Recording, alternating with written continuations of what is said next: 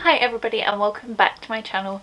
This week's video is going to be a little bit different from the previous video that you saw on Tuesday, which was very outside my comfort zone, doing some DIY thrift flips. Not really my typical go-to, but we're getting back to my roots today and doing a sit-down chatty video all about the secrets about the University of Greenwich. Now these are either things that the university doesn't explicitly tell you themselves, or just things that I've discovered over the years which I wish I had learnt sooner, because some of them are super helpful. So hopefully you're either thinking about going to the University of Greenwich, or you've got your offer from the University of Greenwich and you're just hoping to learn more about the university, or you already go to the University of Greenwich and you're wondering what the hell I'm going to say. But hopefully there will be some things in here that you actually didn't know and will change your life forever, trust me, because a few of these I was shook. So let's go on and get straight into it. I also have the most watery eyes, so if it looks like I'm crying, I'm not. I think it's like hay fever, or maybe I got some face cream in my eye. Not really sure what's going on there, but I'm fine, trust me. Okay, so the first secret, which I've had to find out by myself, and it took me about 6 months, was about the layout of the buildings. Now this honestly changed my life and made my life so much easier when I found this out. But basically each of the buildings is kind of like a square or a rectangle. There's usually a courtyard in the middle, so like each building you can walk round so many times because it's just like one continuous corridor, if you like, and there's usually like about 3 floors, but the floor layout is basically duplicated on each floor, which I don't know how I didn't realise that, but basically what that means is, say there's like a classroom in the corner of one building and it's room 28 on the ground floor. On the first floor it will be room 128, and on the second floor it will be room 228. Sounds really simple, right? Like, okay, who cares? But when you're new in a university, and a university as big as the University of Greenwich, and you've got your timetable and it says like building Queen Mary room 137, that's quite intimidating for a fresher. Like, what the hell does that even mean? So it basically means room, if it starts with a 1 or a 2 or whatever and it's 100 and something, 200 and something, that's the level, so that's like the floor. So if it's 137 or whatever I just said, it's going to be on floor 1, room 37. Why don't they make that more clear? I don't know, but I saved myself many minutes, hours, who knows, on finding rooms, because I mean it took me about 6 months, so by then I had already kind of figured it out.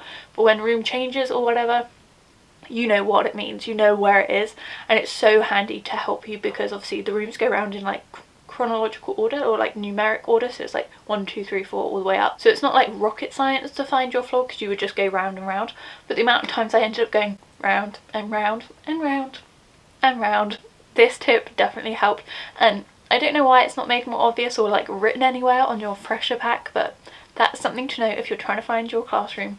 That is how the numbers and like the floors of the buildings work. The next tip I actually found out pretty early on, probably like in my 2nd or 3rd week, but I know some of my friends and some of my uni friends had no idea. There's drilling going on, sorry if you can hear that, but basically each of the buildings, so there's like 3 or 4 different university buildings, each of them has their own computer rooms, which I don't know how people like just didn't discover them. Maybe because I was walking around so many freaking times in the buildings, I found them on my way and just made a mental note.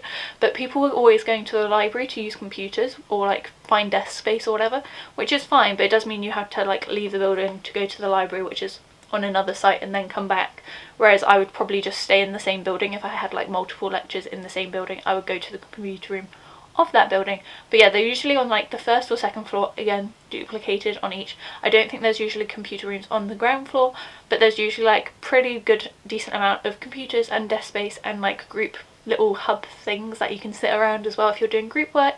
But I just found that really useful, especially for staying at uni a bit longer to do my work. So definitely keep an eye out for the computer rooms in those buildings, and know that you don't have to go to the library every time you want to use a computer. The next tip is something that's just a bit of fun if you're either walking to university, to and from, that's how you commute, or if you've got family or friends visiting or anything like that, or you just want to show people around Greenwich. There is actually a Riverwalk right at the river, obviously right at the front of the university, which is actually kind of like below the eye line, so you would miss it if you didn't know about it. but basically if you go all the way to the water's edge, there's like a gate, and then there's a nice little river walk all the way along, and there's like pubs on either sides and restaurants on either side, so it's just quite nice if you're walking that way to university. It makes you feel very grateful for being like so close to the river and such amazing views and all of that jazz, especially in the summertime. It's really, really lovely. So I would also just make that as a note. Again, it's not really like signposted or very well like shown off for some reason.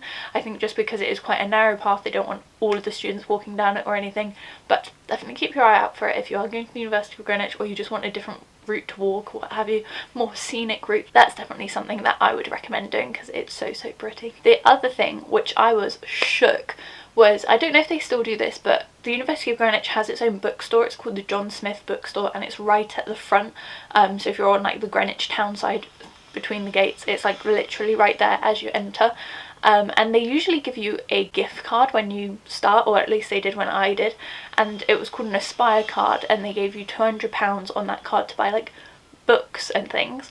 So I obviously went to the bookstore, bought my books, but what they don't tell you is there's an online store as well for the John Smith bookshop, whichever one of those, and they sell so much more than books, guys. You would be shook. They sell like camping gear, kitchen equipment, tech. They sell like Polaroid cameras or Polaroid refills, which I bought a lot of. They sell like Warhammer paint and things, just like a bit of everything, like anything you can imagine. They sell freaking laptops, earphones, bought a few of those. They sell, obviously they do sell books, they sell art supplies, literally everything in between, sportswear. They sell like university, what do you call it? Like merch, university merch, I don't know, like university hoodies and t-shirts and things and bags and what have you. So you can actually spend your £200 on whatever you like. I do think the £200 only lasts for the first 2 years, so you have to use it up before then, otherwise any money you have on your card expires, but they do notify you when that's going to happen. But yeah, don't think that you can only buy books with your bookshop gift card. You can buy a hell of a lot more, which I was very happy with. I stocked up on some Polaroid infills and I'm good probably for the next year or so, so very good. The next thing isn't so much of a secret, I would say, because the university does promote it quite heavily, but I feel like it's a secret among students in the sense that the university brags about it, but the students still don't really get it or don't believe them or just can't be bothered. But it is the mentoring scheme.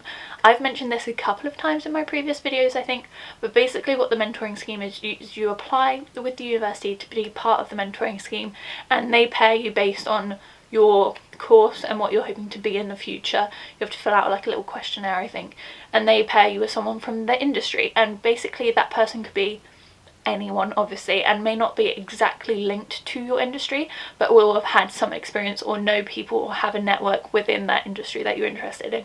And it is so useful. Basically what happens is, after you get paired with that person, you usually have a telephone interview, or not interview, telephone call, chat, meeting I guess, or an in-person meeting with your mentor, your new mentor, and that lasts for 6 months. And it's basically just a chance for you to start building your network, learn more about your industry, learn the best ways to get into that industry, what that industry really likes you to have from university and all of those kind of things, so you can kind of get your ducks in a row before you graduate, I guess. This is something I did in first year and would really recommend. Or did I do it in second year? I think I did it in second year, something I did in second year, because we worked on my CV a lot and he helped me prep that ready to get a placement in third year, which I did. So it was really useful and I would highly recommend it.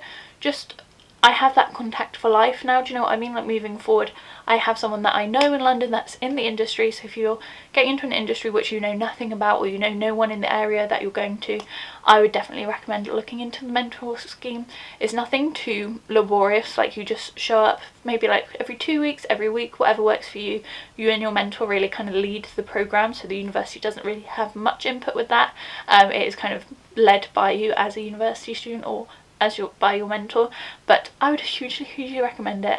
I don't know many people in my year that did it, or on my course that did it, but I did. I really loved it. I found that I benefited from it a lot, so if you were interested in that or hear about it, I would recommend signing up for sure. You can also do it multiple times throughout your university. You don't only have to do it once, you can do it like 2 or 3 times. I only did it once. The next one is all about university societies. Now again, there is some talk about this. Obviously people tend to know that universities have societies, but what I didn't realise was how many societies we have. We have so many freaking societies, and just the most random societies that you would never think of. I suppose if you were particularly interested in that hobby, you would kind of go out of your way to look for it, I guess. But we have like a Disney society and a pole dancing society and like a skateboarding society, or just the generic ones like event management society or societies for those courses, or there's like a Christian society, like different religious societies. And then you obviously have the typical like more traditional sporting societies like dance and everything in between like that. But it just helps you find people who have common interests with yourself, or you could potentially get involved with something that you've never tried before, like there's a yoga society and things like that. And usually I think it's a £3 entry fee for like to become a member, and then from then you can meet up with each other. You have meetings like every now and then, and you can be as involved or not as involved as you wish. But again, it's just something that helps fill up a bit of time if you've got some downtime between lectures and stuff, but also helps you meet new people. So yeah, definitely look into it. And also if there is a society that you really like but the university doesn't have, you can apply to get that started. I think you need like 10 signatures or something, or 10 members to become a society, and then you can take it from there. My next tip is the student union. Now if you didn't know, the student union has recently moved. It used to be by like Greenwich Park in kind of like an older building. It's now moved on site into the Dreadnought building, and it's kind of underground. You have to kind of go down a few steps, and the student union is down there. There's a bar, they have cheaper food at like student discounts, they put on really fun nights. It's also like a hub if you need any help or advice or things, you can go there for that as well. And it's usually where societies and things will meet up. You can hire out rooms in there and everything like that. But it's also very cool. I think they do have a gym down there as well, but I haven't seen the gym. Like I haven't actually been down there, so I'm not too sure about that, just because obviously I was in my final year when it opened, so I didn't have much time to go in the student union, and then obviously lockdown came, so I didn't get a chance to go in. I did peek through the window, but it wasn't open.